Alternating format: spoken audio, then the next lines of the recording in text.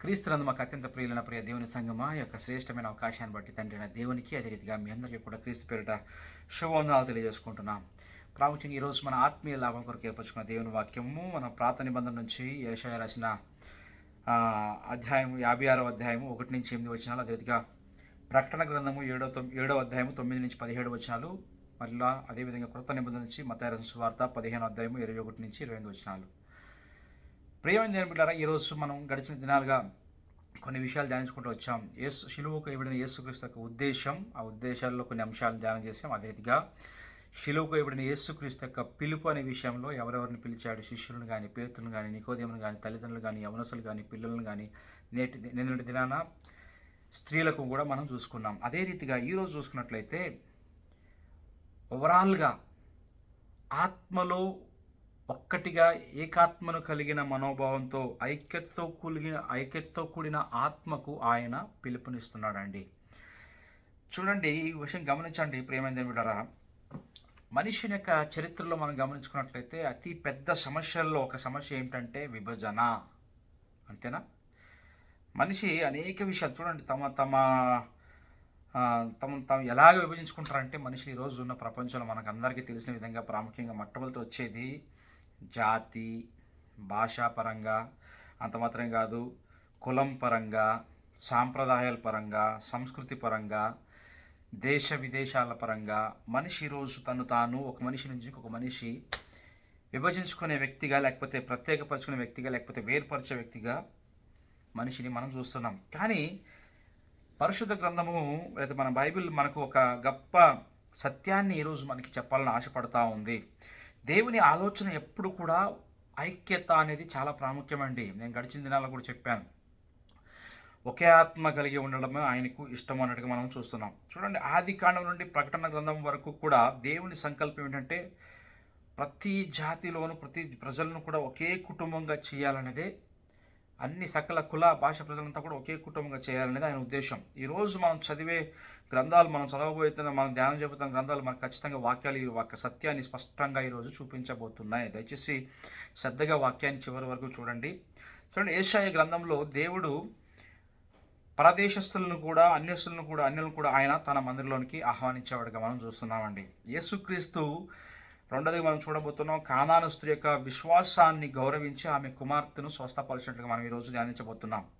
అందుకంటే ప్రాముఖ్యంగా ముగింపులో ప్రకటన గ్రంథంలో ప్రతి జాతిని ఎందాక చెప్పినట్టుగా ప్రతి జాతి సకల కుల ప్రజలను దేవుని సింహాసనం ఎదుట నిలబడి ఆరాధిస్తున్న దృశ్యం మనకి కనపడేదిగా ఉంది. అందువల్ల ఈరోజు సందేశం ఏంటంటే దేవుడు తన ప్రజలను, తన బిడ్డలను, తన జనాంగం మొత్తం అంతా కూడా ఒకే ఐక్యతతో కూడిన ఒకే ఆత్మలో జీవించాలనే పిలుపు మనందరికీ ఈరోజు శ్రేష్టమైన పిలుపు శిలువైకుడైన యేసుక్రీస్తు ద్వారా మనకి పిలుపునిస్తున్నాడు.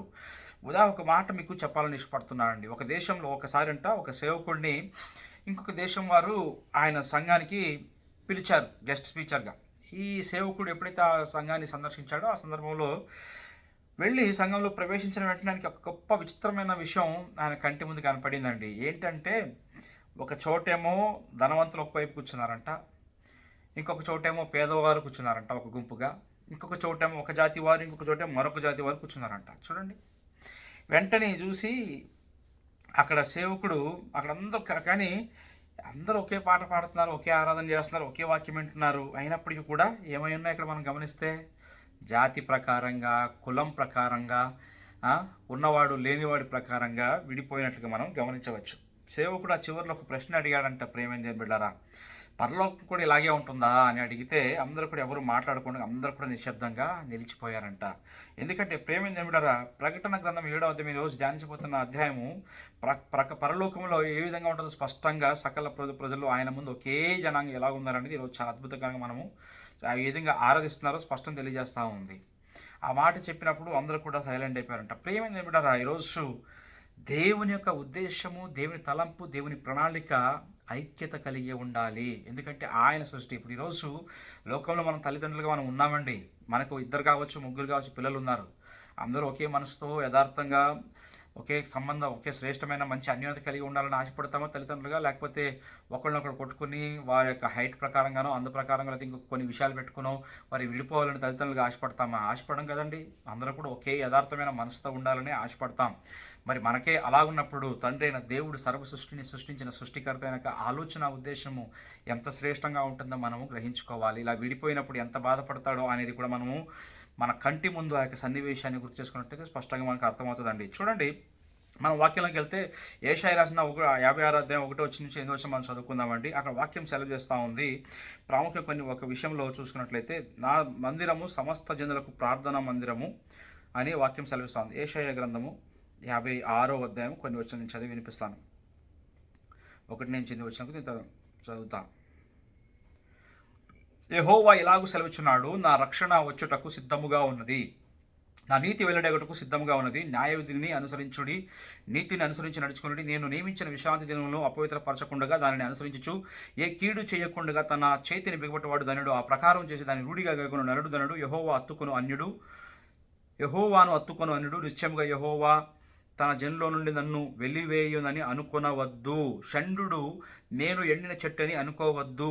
ఇక్కడ అన్యుడి గురించి మాట్లాడుతూ ఉన్నాడు. షండు అంటే నపుంసుకుని విషయంలో దేవుడు మాట్లాడుతున్నాడు. నేను నియమించిన విశ్రాంతి దినములను ఆచరించు, నాకు ఇష్టమైన వాటిని కోరుకొంచు, నా నిబంధనను ఆధారం చేసుకున్న షండులను గూర్చి యెహోవా ఎలాగ సెలవుచున్నాడు, నా ఇంటను నా ప్రాకారంలోను ఒక భాగమును వారికి ఇచ్చేదను. కొడుకులు కూతుళ్ళు అని ఎంచుకున్నకంటే శ్రేష్టమైన పేరు వారికి పెట్టుచున్నాను, కొట్టివేయబడిన నిత్యమైన పేరు వారికి పెట్టుచున్నాను. విశ్రాంతి దినము అపవిత్రపరచకుండా ఆచరించు, నా నిబంధనను ఆధారం చేసుకొనొచ్చు. యెహోవాకు దాసులై యెహోవా నామమును ప్రేమించు, ఆయనకు పరిచర్య చేయవలెనని ఆయన పక్షమున చేరు అన్యులను నా పరిశుద్ధ పర్వతమునకు తోడుకొని వచ్చేదను. గమనించండి స్పష్టంగా, నా ప్రార్థన మందిరంలో వారిని అందరినీ ఆనందింపజేసేదను. నా బలిపీఠం మీద వారిని అర్పించు దహన బలులను నాకు అంగీకారములగును. నా మందిరము సమస్త జనులకు ప్రార్థన మందిరం అనబడును. ఇశ్రాయేలీల్లో వెలివేయబడిన వారిని సమకూర్చు ప్రభువు యెహోవా వాక్కు ఇదే, నేను సమకూర్చు ఇశ్రాయేలు వారి పైగా ఇతరులను కూర్చేదను. గమనిస్తున్నారండి ఎంత స్పష్టంగా దేవుని వాక్యం చదివిస్తూ ఉందో.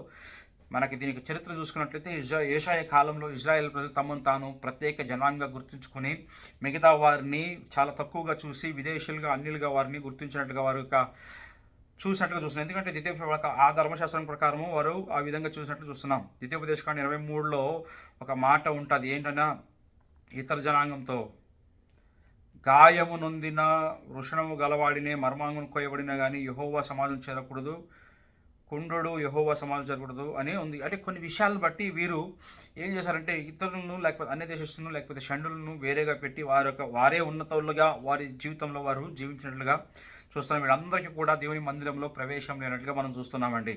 కానీ దేవుడు ఒక గొప్ప శ్రేష్టమైన ప్రకటన మనకు ఏషాయ 56 అధ్యాయంలో స్పష్టంగా తెలియజేస్తున్నాడు. ఆయన చెప్తున్నమాట అంటే, నా మందిరము సమస్త జనులకు ప్రార్థన మందిరం అని అనబడును అని. దేవుడు చెప్పేది ఏంటంటే, ఆయన కృప ఏ ఒక్క జాతికి ప్రత్యేకత లేదండి, సమస్తానికి కూడా అందరికీ కూడా అది కృప. విదేశీయుడని కానీ ప్రభుత్వం తన ప్రజలను వేరు చేస్తాడని అనుకోవద్దు అంటున్నాడు. అన్ని దేశస్తుడు దేవుడు నన్ను వేరు చేస్తాడని అనుకోవద్దు అని దేవుని వాక్యం స్పష్టంగా తెలియజేస్తుంది. దేవుడు ఎవరిని కూడా తిరస్కరించేవాడు కాదండి. ఇక్కడ కూడా మనం గమనించినట్లయితే 6వ వచనంలో ఆయన షండుల గురించి కూడా మాట్లాడుతున్నాడు. వారికి నేను ఒక శాశ్వతమైన స్థలాన్ని, నామాన్ని వారికి పెట్టి కూతుర్లు కొడుకులు అనిపించుకోవడం అంటే ఇంకా శ్రేష్టమైన నామాన్ని దానికి వారికి ఇస్తాను, ఒక ఇదిని ఇస్తానని ప్రత్యేకంగా వారికి ఆయన శాశ్వతమైన నామాన్ని ఇస్తానని అక్కడ ప్రకటించినట్లుగా మనం చూస్తున్నామండి. ఈరోజు మన ప్రపంచం చూస్తే నపుంసకులను కూడా చాలా తక్కువగా చూసి వారిని దూరం పెట్టే చరిత్రలో లేకపోతే ఆ సంస్కృతిలో ఈరోజు ప్రపంచం ఉంది. కానీ దేవునికి అందరూ కూడా ఆయన సృష్టి గమనించాలండి. మనం గమనించినట్లయితే ప్రేమ ఏమిటారు ఎన్ని ఆధార వాక్యాలు మనం చూసుకున్నట్లయితే ఆది కాండంలో ప్రభు ముందుగానే చెప్పాడు. అబ్రహాం ద్వారా ఆయనకి 12వ అధ్యాయం మనం చూసుకున్నట్లయితే ఆయన చెప్తున్నాడు. చూడండి, ఆది కాండం 12వ అధ్యాయము 3వ వచనంలో మనం చూసుకున్నట్లయితే ఆయన అంటాడు, నిన్ను ఆశీర్వదించు వాళ్ళని ఆశీర్వించు, నేను దూషించే వాళ్ళని శపించేదను. భూమి యొక్క సమస్త వంశాలను నీ యందు ఆశీర్వదింపబడిన అబ్రహాముతో అనగా, భూమి యందు సమస్త వంశాలు కూడా ఆయన ద్వారానే వస్తాయని దేవుని వాక్యం సెలవిస్తూ ఉందండి. అంత మాత్రమే కాదు, కీర్తన 67:1 కూడా మనం చూస్తున్నాం. 67:1 కూడా చూసుకున్నట్లయితే కిందకు 2వ వచనం చూడండి. దేవుడు మమ్మల్ని కరుణించి మమ్మల్ని ఆశీర్వదించుగాక. 67 క్షమించండి, ఒక్క నిమిషం. భూమి మీద నీ మార్గము తెలియబడినట్లు 1వ వచనం, తెలియబడినట్లు నీ అన్ని జనులందరిలో నీ రక్షణ తెలియబడినట్లు అని అంటుంది. మొత్తం అందరు కూడా, అంటే దీని అర్థం ఎందుకంటే కింద మనం చదువుకుంటే స్పష్టంగా తెలియజేస్తుంది వాక్యం, నీ రక్షణ సమస్త జనులకు కూడా అర్థమవుతుంది అని అక్కడ వాక్యం సెలవిస్తాను ఉన్నాం. అంత మాత్రం ఇంకా శ్రేష్టమైన ఉదాహరణ మనకి 10వ అధ్యాయం అపోస్తుల కార్యములు 10వ అధ్యాయంలోకి వచ్చినట్లయితే అక్కడ ఒక వ్యక్తి జీవితాన్ని మనకు చాలా కూలంకుషంగా వాక్యం సెలవిస్తూ ఉంది. పేతురుని ఒక వ్యక్తి దగ్గరికి పంపిస్తున్నాడు. ఆయన ఎవరండి? ఆయన మనందరికీ తెలిసిన వ్యక్తి. చెప్తారు ఎవరన్నా? మనం గమనించినట్లయితే ఒక శతాధిపతి అనే కొర్నేలి ఉండేవాడు. ఆ కొర్నేలి దగ్గరికి ఆయన కూడా అన్యుడైనప్పటికీ శ్రేష్టమైన భక్తిభావం కలిగినందున, విశ్వాసంతో ఆయన భక్తి చేసినందున దేవుడు ఆయన ఎన్నుకున్న వ్యక్తిగా ఆయన గుర్తించి ఆయన దగ్గరికి పేతురుని పంపించినప్పుడు చాలా కార్యాలు జరుగుతున్నాయి. కానీ నేను లోతుగా వెళ్ళడానికి ఇష్టం లేదు. కానీ ఒక మాట చెప్తున్నాడు, దేవుడు పక్షపాతి కాడని నిజముగా గ్రహించింది. 34 వచ్చిన 10 అపోస్తల కార్యాలు 10వ అధ్యాయం 34 చెప్తున్నాడు, దేవుడు పక్షపాతి కాదని నిజంగా గ్రహించున్నాను, ప్రతి జనములోనూ ఆయనకు భయపడి నీతిగా నడుచుకొని వానిని ఆయన అంగీకరించును. హల్లెలూయా. ఇక్కడ గమనించినట్లయితే చూడండి, యేసుక్రీస్తు అందరికీ ప్రభువు. అర్థమవుతుందా అండి? పేతురు మాట్లాడుతున్నాడు. అంతకు ముందర పేతురు తాను కూడా, ఇప్పుడు నేను ఇందాక మీకు ఏదైతే ఉదాహరణ చెప్పానో, ఇశ్రాయేలు తమను ప్రత్యేకపరచుకుని వేరే వారిని తక్కువగా చూసేవారని, ఈ కొర్నేలికి దగ్గరికి వెళ్ళడానికి ముందర కూడా పేతురు కూడా అదే స్వభావంతో ఆయన దగ్గరికి వెళ్ళడానికి ఇష్టపడకుండా, అయ్యో నేను ఎలాగా ప్రతిష్ఠించుకున్న వాడిని, నేను ఎలాగ ఈ జాతి అంటే ఒక ఆయనకి దర్శనాన్ని చూపించినప్పుడు దాంట్లో అనేక రకాలైన జాతులు, ప్రాణులు, పశువు అన్నీ చూపించినప్పుడు వీటిని నేను ఎలా తిని అని చెప్పినప్పుడు వీటిని ఎలాగ నేను దాన్ని ఆలోచనతో, అంటే వాటిని నేను స్వీకరించేవాడిని కాదు, అదేవిధంగా ఈ ఎన్నెల దగ్గరికి లేకపోతే ఈ జనాంగం దగ్గరికి నేను ఎలాగెళ్ళని ఒక ప్రత్యేకించుకున్న వ్యక్తిని అని యెహూద్యుడని పేతురు అనుకున్నాడు. అయితే దేవుడు ఈ కొర్నేలి ద్వారా ఒక స్పష్టమైన వివరణను మళ్ళా ఒకసారి ఆయన చెప్తున్నా, ఆయనకి స్పష్టంగా తెలియజేసాడు ఆ కార్యం ద్వారా. అందుకే అంటాడు పేతురు, దేవుడు నిజంగా పక్షపాతి కాదని నేను ఈ విషయం ద్వారా నేను గుర్తిరిగాను. ఆయనకు భయపడి నీతిగా ఎవరైతే జీవిస్తారో అందరూ కూడా ఆయన ఒకే రీతిగా చూసేవాడుగా ఉన్నాడు, ఒకే కృపను అనుగ్రహించేవాడు ఉన్నాడని దేవుని వాక్యం తెలియజేస్తాం. అందుకే అంత భక్తిగా చేసిన అన్యుడైన కూడా అన్యుడైన కొర్నేలి కూడా దేవుడు రక్షణ భాగ్యాన్ని పేతురు ద్వారా అక్కడ అందించినట్లుగా మనము చూస్తున్నామండి. కనుక ప్రేమ నిన్నటి దినానికి కూడా నేను చెప్పాను, ఆ గలితీయులకు రాసిన పత్రిక 3వ అధ్యాయం 28 వచ్చినా కూడా అపోస్తలుడైన పౌలు స్పష్టంగా అంటున్నాడు, యూదుడని కానీ గ్రీకు దేశస్తులు కానీ అన్యుడని కానీ ఎవ్వరు కూడా లేదండి. అక్కడ చూసినట్లయితే మనకు వాక్యం స్పష్టంగా తెలియజేస్తూ ఉంది. ఆ మాట కూడా చదువుతాను మీ దగ్గర. ఇందులో యూదుడని గ్రీకు దేశస్తుడని లేదు, దాసుడని స్వాతంత్రుడని లేదు, పురుషుడని స్త్రీ అని లేదు, యేసుక్రీస్తు అందరూ కూడా ఏకంగా ఉన్నారు. చూడండి, ఏ వ్యక్తి ప్రత్యేకించబడిన వాడు, ఏ వ్యక్తి తక్కువ వ్యక్తి గలవాడు, యూదుడని గ్రీసు దేశుడని అన్యుడని తక్కువవాడని స్త్రీ అని పురుషుడని ఏ వ్యక్తి ఏ భేదము కూడా లేదు, క్రీస్తునందు సమస్తము కూడా ఒక్కటే గ్రహించుకోవాలండి. మరి అలాంటప్పుడు మన దేవుడు మనందరినీ స్వాగతిస్తే, దేవుడి సృష్టికి సృష్టికర్త అని యజమానుడైన ఆయనే సర్వజనులను ఆయనకు ఆహ్వానిస్తుంటే ఆయన మందిరంలోనికి. ఈరోజు మనం ఎందుకండి వేరే వారిని తక్కువగా చేసి చూస్తున్నాం? చాలా చోట్ల నేను చూశాను, కొన్ని చోట్ల ఆంధ్రలో కూడా కొన్ని ప్రదేశాల్లో నేను చూసా. జాతికి అనుగుణంగా ఈరోజు సంఘాలు కొన్ని చోట్ల చూస్తున్న వెలువడిని. ఇది చాలా బాధాకరమైన విషయం అండి. దేవునిలో అందరం ఒకటైనా గుర్తించుకోవాలి. ఏ జాతి, ఏ కులము, ఏ భేదము కూడా ఉండకుండా ఒకరినొకరు సోదర భావంతో, ప్రేమతో మెలిగే వ్యక్తులుగా ఈరోజు ఉండడానికి దేవుడు, ఒకే మనోభావంతో ఉండడానికి దేవుడు పిలుస్తున్నాడండి. మన సంఘం కూడా అందరినీ కూడా ఒకే రీతిగా ఆహ్వానించేదిగా ఉండాలి. ఏ భేదము లేకుండా ఐక్యత కలిగిన దేవుని సంఘంలోనికి రావాలని దేవుడు ఈరోజు మీతో మాట్లాడుతున్నాడు. రెండోదిగా చూసినట్లయితే విశ్వాసం అనేది నేను ఇందాక చెప్పాను, అడ్డంకులను తొలగించేదిగా ఉందండి. ఏంటి విశ్వాసం అంటే, మనం ఇందాక చెప్పుకున్న ప్రకారం మత్తయి రాసిన సువార్తలో మనం గడిచిన దినాల్లో ఈ అధ్యాయం మనం ధ్యానించాం. 15వ అధ్యాయంలో ఒక స్త్రీ కనపడతా ఉంది. ఎవరండి ఆ స్త్రీ అని చూసినట్లయితే మనకు స్పష్టంగా తెలిసిన కానాని యొక్క స్త్రీ. యేసు ప్రభువు అక్కడ నుండి బయలుదేరి సీదోను ప్రాంతంకు తూరు ప్రాంతంకు వెళ్ళగా, ఇదిగో ఆ ప్రాంతంలో కుమార్తె కానాను స్త్రీ ఒకటి వచ్చి, అక్కడ కానాను స్త్రీ ఒక స్త్రీ వస్తూ ఉంది. యేసు ప్రభువుకి వచ్చినప్పుడు, దావీదు కుమారుడా నన్ను కరుణించు, నా బిడ్డను, నా కుమార్తె దయ్యములు పట్టి బహు బాధపడుతుందని కేకలు వేసి చెప్పినప్పుడు అందుకు ఆమెతో ఒక్క మాట కూడా యేసు ప్రభు మాటలాడలేదు అన్నట్టుగా చూస్తున్నాం. ఆయన అంత మాత్రమే కాదు, మౌనంగా ఉండిపోయాడు. శిష్యులు వచ్చి వారిని ఈమెను అక్కడి నుంచి వెంబడి వచ్చి కేకలు వెచ్చుచున్నది కనుక ఈమెను పంపివేయమని ఆయనను వేడుకొని పంపించి ఆయన అంటే ఇక్కడ మనం లాస్ట్ టైం చూసాం మనం తిరస్కార విషయంలో. ఇది యేసు ప్రభు ఇక్కడ మౌనంగా ఉండిపోయాడు, ఆమెకి ఏ బదులు ఇవ్వలేదు. తర్వాత అంటే ఇది ఒక విధంగా తిరస్కారం అని మనము అనుకోవచ్చు, కానీ దాంట్లో కొన్ని ఆత్మీయ సత్యాలు ఉన్నాయి. దేవుడు ఆమెను పరీక్షిస్తున్నాడు. మౌనంగా ఉండడం ద్వారా ఆమెకు విశ్వాసాన్ని పరీక్షిస్తున్నాడు. ఎందుకంటే ఆ విషయాలు కిందకి మనకి వెళ్తే మనకి స్పష్టంగా తెలియజేస్తుంది. ఎంత కఠినంగా యేసు ప్రభు వ్యవహరించి ఆమెలో ఉన్న విశ్వాసాన్ని బయటకు రప్పిస్తున్నాడు. చూడండి ఆ మాటలు. ఆయన అంటున్నాడు, ఆయన ఇశ్రాయేలు ఇంటి వారై నశించిన గొర్రెలొద్దకే కానీ మరి ఎవని వద్దకు నేను పంపబడలేదనను. ఆయనను ఆమె వచ్చి అయినా కూడా అలా కఠినమైన మాట మాట్లాడిన తర్వాత కూడా ఆమె వచ్చి మ్రొక్కి, ప్రభువా నాకు సహాయం చేయమని అడిగాను. అందుకు ఆయన ఇంకా కఠినంగా మాట్లాడుతున్నాడండి. పిల్లల రొట్టె తీసుకొని కుక్క పిల్లలకు వేయటం యుక్తము కాదని చెప్పగా ఆమె అక్కడికి ఆగిపోలేదు. ఇంకా కఠినంగా మాట్లాడుతుంది. కుక్క పిల్లలతో అన్ని జనాంగాల్ని పోల్చి చెప్పినప్పుడు అదే అంటే యహూద్య సంప్రదాయం ఒక ఒక మెటాఫర్లో దాన్ని ఉద్దేశంలో చెప్తున్నాడు. ఆ స్త్రీ కూడా తెలుసు కానీ కొన్ని విషయాలు అంటే ఇంకొక విధానం కాదు కానీ కొన్ని విషయాలు అక్కడ మనం చాలా కులంకుశంగా అర్థం చేసుకున్నట్లయితే ఆమె విశ్వాసాన్ని పరీక్షించడానికి దేవుడు ఆ విధంగా ప్రవర్తించినట్టుగా మనం చూస్తాం. దేవుడు ఆ విధంగా మాట్లాడినట్టుగా మనం చూస్తున్నాం. అక్కడికి నిజమైన స్పష్టమైన విశ్వాసం ఆమె కాందాని స్త్రీలో మనకు కనబడతా ఉంది. ఏమంటుంది? అవును, ఆమె నిజమే ప్రభువా, కుక్క పిల్లలు కూడా తమ యజమానుల బల్ల మీద నుండి ముక్కలు తినును కదా అని చెప్పాను. అందుకు యేసు ప్రభు వెంటనే అమ్మా, నీ విశ్వాసం గొప్పది, నీ కోరినట్టే అవునుగా కానీ ఆమెతో చెప్పిన ఆ గడియలోనే ఆమె కుమార్తె స్వస్థత పొందెను అంటున్నాడు. ఇక్కడ మనం ఏం గమనించినట్లయితే ఈ స్త్రీలో ఉన్న ఈ కథలో ఉన్న స్త్రీ కానాను స్త్రీ. కానానీయులు ఇశ్రాయేలుకు శత్రువులు, వారికి పడదు, విరోధం. ఆమె ఏం చేసింది? యేసు ప్రభువును దావీదు కుమారుడా అని పిలిచింది, నా పైన కరుణ చూపని పిలిచింది. ఆమె నా కుమార్తె దుష్టులు దయ్యం పట్టుకుని బాధపడుతుందని చెప్పింది. యేసు ప్రభు మౌనం వహించాడు. మౌనం గురించి తిరస్కారం కాదు కానీ అని చెప్పాను. నేను విశ్వాసానికి అదొక పరీక్షించడం చూస్తున్నాం. అలాగే ప్రేమ బిడ్డలారా, ఇదే విధంగా అబ్రహాం మనం చూసుకున్నట్లయితే బైబిల్ గ్రంథంలో మనం ఆదికాండంలో చూసినట్లయితే అబ్రహాం యొక్క విశ్వాసం కూడా పరీక్షించబడినట్లు చూస్తున్నాం. అంతెందుకంటే హన్నాను కూడా ప్రార్థించిన వెంటనే రాదు తర్వాత ఎప్పుడుకో అంటే ఈ యొక్క విశ్వాసాలని పరీక్షించింది. ఏవు కూడా ఏ తప్పు చేయకుండా ఆయన విశ్వాసం పరీక్షించబడినట్లుగా మనం చూస్తున్నాం. చూడండి, కొన్నిసార్లు దేవుడు మనల్ని పరీక్షించినప్పుడు ఆయన మౌనంగానే ఉంటాడు. దాని అర్థం ఆయన మనల్ని వదిలేసాడని కాదు. ఈ డెంట్ అబాండెంట్ అస్. కానీ మనం ఒక్కటి అర్థం చేసుకోవాలి, మన విశ్వాసం పరీక్షించిన దానికంటే శ్రేష్టమైన కార్యాలని చేసే దేవుడని గమనించాలి. అప్పుడు చెప్తే కుక్కల విషయాన్ని పోల్చినప్పుడు వెంటనే మనకు లక్షణాలు కనిపిస్తున్నాయి. యేసు చెప్తున్నాడు, ఆమె వినయం చూడవచ్చు, ఆమె పట్టుదల చూడవచ్చు, ఆమె విశ్వాసం చూడవచ్చు. అంటే తగ్గించుకుంటే కుక్కలన్నా కూడా బాధపడలే.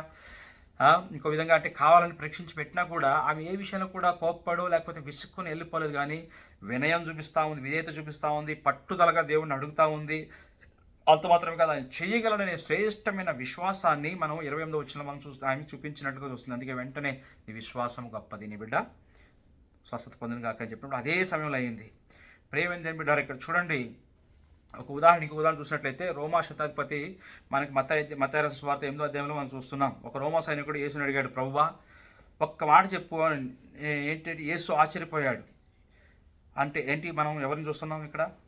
శతాధిపతిని చూస్తాను. నీ ఒక్క మాట సెలవిస్తే చాలు అని చెప్పినప్పుడు, నువ్వు రావాల్సిన అవసరం లేదు, నువ్వు రావడానికి కూడా అర్హం కాదని చెప్పినప్పుడు నీ మాట ఆయన చూసి ఆశ్చర్యపడి, ఇంత గొప్ప విశ్వాసం నేను ఇజ్రాయేల్లో ఎక్కడ కూడా చూడలేదని. ఇది కూడా మనకి ఏం చూపిస్తుందంటే దేవుని అక్కడ కూడా చూసినప్పుడు ఆయన విశ్వాసం ద్వారా అక్కడ తన దాసుని స్వస్థపరిచినట్టుగా వాక్యాలను చూస్తున్నాం. ఎందుకు ఈ ఉదాహరణ తెలియజేస్తున్నానంటే దేవునికి విశ్వాసము, నీతి, నమ్మకము, విధేయత అనేది చాలా ప్రాముఖ్యం. కానీ నీ జాతి ఏది కూడా అవసరం లేదు.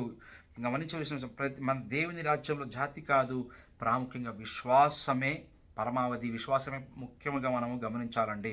చూడండి, అన్ని విషయాలు మనం చూసుకున్నాం. నేను చివరిలోకి వచ్చేసాను. ఇందాక మనం చెప్పినట్టుగా ప్రకటన గ్రంథంలోకి వెళ్తే మనకి పరలోకంలో సంపూర్ణమైన ఐక్యత మనకు స్పష్టంగా కనిపిస్తూ ఉందండి. ప్రకటన గ్రంథం 7వ అధ్యాయము 9 నుంచి 17 వచనం మనం చూసుకుందాం. ప్రకటన గ్రంథం 7వ అధ్యాయం 9 నుంచి 17 వచనాలు.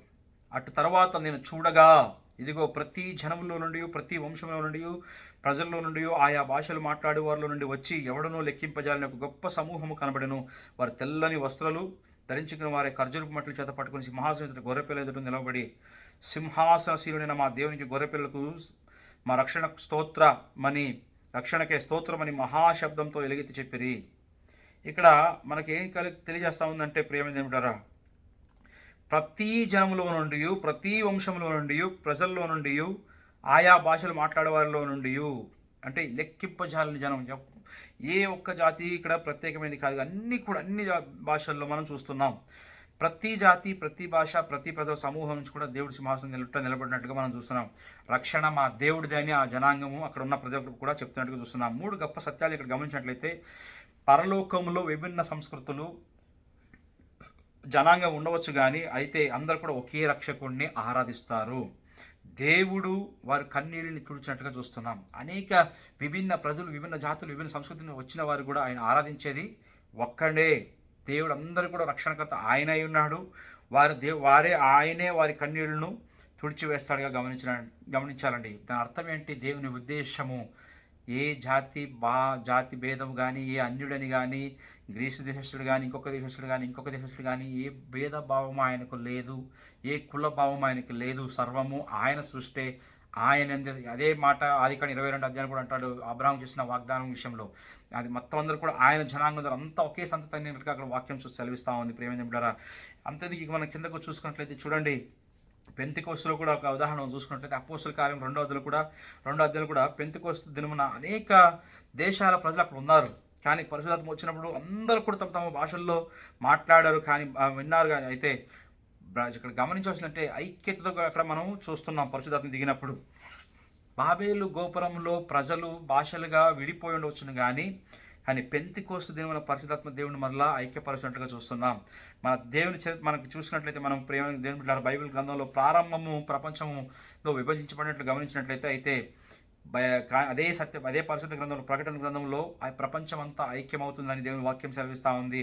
ఏషాయా వాగ్దానం చేశాయా ప్రవచించాడు, యేసు చూపించాడు అది చేసి ఆయన జీవితంలో. ప్రకటన గ్రంథం అది పూర్తి చేయబోతా ఉంది. మనం గమనించాలండి, దేవుని వాక్యము ముందుగానే ప్రవచించాడు. యేసుక్రీస్తు తన మాదిరి జీవితంలో ఆయన లోకంలో ఉన్నప్పుడు చేసి చూపించాడు. శిలువలో కూడా నేను లోకానికి సర్వ మానవాళికి, యోహాను 3:16 చెప్తుంది, సర్వ మానవాళికి ఏంటంటే ఆయన విశ్వాసించి ప్రతి వాడు అంటుంది. దేవుడి లోకం ఎంతో ప్రేమించడానికి కొన్ని జాతులని చెప్పలే, కొన్ని మనుషులని చెప్పలే, కొన్ని రంగుల వారని చెప్పలే. ఈ లోకము అంటే ఈ లోకము సమస్తం ఆయనదే, లోకంలో ఉన్న సమస్తము ఆయనదే. ప్రతి ఒక్క మానవుడు కూడా ఆయన వాడని గుర్తించుకోవాలి. సమస్తం ఆయనదే. ప్రతి వాడును విశ్వసించు ప్రతి వాడును నిత్య జీవం పొందినట్లని దేవుని వాక్యం సెలవిస్తూ ఉంది. ఆయన ఉద్దేశం స్పష్టము, ఆయన వచ్చిన ఉద్దేశం స్పష్టం. ఆ వచ్చిన ఉద్దేశం కలువరి శిలువలో ఆయన రక్తము కార్చడం ద్వారా సమస్తాన్ని ఐక్యపరుస్తున్నాడు. మనం ఒకప్పుడు దేవునికి దూరంగా ఉన్న వ్యక్తులు, మనం కూడా అన్యులమైన మనల్ని కూడా ఆయన మళ్ళీ సంధానం చేశాడు. సమస్తాన్ని ఇశ్రాయేలు లేదు, ఎవ్వరూ లేదు, అందరూ కూడా ఒకే జనాంగంగా ఆయన పిలుస్తున్నాడు. ఒకే ఐక్యతలోనికి రావాలని పిలుస్తున్నాడు. కనుక ప్రేమ దేవుని బిడ్డలారా, ఏషాయా ప్రవచించినట్లుగా, యేసుక్రీస్తు చూపించినట్టుగా ప్రకటన గ్రంథంలో జరగబోతుంది. కనుక మనము కూడా దేవుడు మనల్ని ఐక్యతలో జీవించమని ఈరోజు పిలుస్తున్నాడు. ఐక్యతతో కలిగిన మనోభావంతో ఈరోజు మనం ఆత్మీయులైన మనము, విశ్వాసంలో మనం ఉండాలని దేవుడు పిలుస్తున్నాడు. అలాంటప్పుడు ఇంకా ఈరోజు మనము ఇంకా జాతి, ఇంకా మతము, లేకపోతే ఇంకా కులము, లేకపోతే అందమును బట్టో, లేకపోతే వారికి ఉన్న ఆస్తి పాస్తులను బట్టో, వారికి ఉన్న పదవులను బట్టో గౌరవించడం కాదు, కానీ తక్కువ చేసి చూడడం కానీ, ప్రతి ఒక్క మనిషిని దేవుని సృష్టి అని, ఆయన సంతతి అని మనం గుర్తెరిగి అన్యోన్య భావంతో దేవునికి కలిగిన ఐక్యతతో, ఏదైతే పెంతెకోస్తు దినంలో చూసిన అన్యోన్యత, ఐక్యత, అదే విధంగా మనం కూడా మన జీవితాల్లో వచ్చే వారిని అడ్డపరచకుండా ఉన్నట్లయితే, ఒక కన్నడలో ఒక మాట ఉంటుందంటే, తెలుగులో నాకు కరెక్ట్గా స్పష్టంగా రావట్లేదు, కానీ ఎడవి బీಳುవ కల్లిన హాగే, అదంటే మనం ఇతరులకు అడ్డుపడే రాయిని. చాలాసార్లు చెప్తాను ఈ మాట. మనము మూలరాయిగా ఉండాలి, ఒక ఆధార స్తంభమైన రాయిగా ఉండాలి. ఇతరులకి మనము వెల్కమ్ చెప్పేవారికి, ఇతరులను ఆహ్వానించి దగ్గరికి తీసుకునే వారిగా ఉండాలి. కానీ వారు పడిపోయే విధంగా, వారికి అడ్డుపడే రాయిగా మనం ఖచ్చితంగా మన సంఘాల్లో కానీ, మన ఆత్మీయ జీవితంలో కానీ, మన ఆత్మీయ సహవాసాల్లో కానీ ఎవరికి ఉండకూడదండి. సంఘము అనేది ఆయన రక్తము కార్చి కనుక్కున్న సంఘము, సార్వత్రిక సంఘము. ఆయన రక్తంతో నన్ను కొనుక్కున్నప్పుడు, వెలపెట్టి కొన్న ఆయనకు అటువంటి బాధ లేనప్పుడు, ఆయనే సమస్తాన్ని ఒకటి నా సృష్టి సమస్తము నాదే అని ఆయన అడిగినప్పుడు, నువ్వు నేను ఇంకా మతాల మధ్య జాతితో, కులముతో, ఆస్తి భేదాలతో, లేకపోతే రంగు వివక్షలతో, అనేకమైన సాంప్రదాయ వివక్షలతో మనుషుల్ని వేరు చేసి దేవునికి దూరంగా అడ్డుపరిచే వ్యక్తులుగా మనం ఉండకూడదండి. దేవుడి నన్ను ఈరోజు పిలుస్తూ ఉంది. ఐక్యతలోనికి వచ్చినప్పుడు ఇతరులను కూడా మనం ఈ లోకంలో ఇంకా విభిన్న వర్గాల, విభిన్న ఆలోచనలతో ఉన్న వ్యక్తులను కూడా మన ఐక్యత కలిగిన ప్రేమను వారి జీవితాలు చూపించినప్పుడు, ఒక సాక్షి మాదిరి జీవితం చూపించినప్పుడు, వారు కూడా క్రీస్తు ప్రేమను ఎరిగి దేవునిలోనికి రావడానికి సాధ్యమవుతుందండి. కనుక ప్రేమ దేవుడు ఈరోజు వాక్యం బట్టి దేవునికి కృతజ్ఞత చెల్లించే వారుగా ఉన్నారు. ప్రతి జాతులను, ప్రతి ప్రజలు మనం ప్రేమించే దేవుడు మనం కలిగి ఉన్నాం. మన హృదయాల్లో ఏ గర్వము కానీ, అహంకారం కానీ, విభజన కానీ ఉండకూడదు, కానీ క్షమించే గుణం ఉండాలండి. యేసు ప్రభు శిలువ ద్వారా ప్రతి గోడను ఆయన కూల్చివేశాడని మరలా చెప్పడానికి ఇష్టపడుతున్నాడు. పరిశుద్ధాత్మతో మనల్ని ఆయన నింపి, ఆయన పరస్పరం ప్రేమించడానికి మనకి సహాయం చేశాడండి. మన సంఘము ఐక్యతతో ఉదాహరణగా ఉన్నట్లు మనము మన జీవితాలను సరి చేసుకుందాం. కనుక ప్రేమ ఏంటంటే ఈరోజు మనం ఒక్కసారి మళ్ళీ ఆలోచించుకుందాం. ఏ విషయం తప్పిపోయామా? ఇతరులు మనకు అడ్డంగా ఉన్నామా? ఆయన శిలువకు ఇవ్వబడిన యేసుక్రీస్తు యొక్క పిలుపు, అమ్మ నా రక్తమును కార్చి నా సర్వాన్ని సమర్పించి నేను మీ కొరకు సమస్తాన్ని చేసిండుగా దయచేసి నా యొక్క నా సమస్తము నాది కనుక విడగొట్టే ప్రయత్నాలు చేయొద్దని అని అడుగుతున్నాడు. ఇంకా విడగొట్టే స్వభావం ఉందా? The spirit of division is it working in you still? ఒక్కసారి రక్షించుకో. మనలో చాలాసార్లు చిన్న చిన్న విషయాలు విభజించే ఆత్మ చాలా భయంకరమైనది. అది ప్రపంచంలో ఉన్న గొప్ప సమస్యల్లో విభజన ఆత్మ అనేది కూడా చాలా భయంకర. ఆ విభజన ఆత్మ మనలో ఉండకూడదు, కానీ ఐక్యత అనే ఆత్మ, ద స్పిరిట్ ఆఫ్ యూనిటీ మనకు అది ఉండాలని దేవుడు ఆశపడుతున్నాడు. ఒక్కరికి మనం ఒకరోజు నిలబడబోతున్నాం ఆయన సింహాసనం ముందు. అన్ని జాతులు, అన్ని ప్రజలు, అన్ని దేశాలతో మనం కూడా నిలబడబోతున్నాం. దేవుని యందు సంతోషంతో నిలబడే ప్రజలమైన మనము ఈ లోకంలో శాశ్వత కానీ అల్పకాలమైన ఈ లోకంలో ఎందుకు ఈ వీక్షలతో కొట్టుకొని చావడం? ప్రేమతో ఆహ్వానిద్దాం, ప్రేమతో ఇతరులను మనం దగ్గర తీసుకుందాం. ఆయన రాజ్యానికి వారసులం అవుతూ పోతూ వారిని కూడా వారసులు చేద్దాం. దేవుడి వాక్యాన్ని దీవించడానికి దేవుడు మిమ్మల్ని ఆశీర్వదించును గాక. ఆమేన్.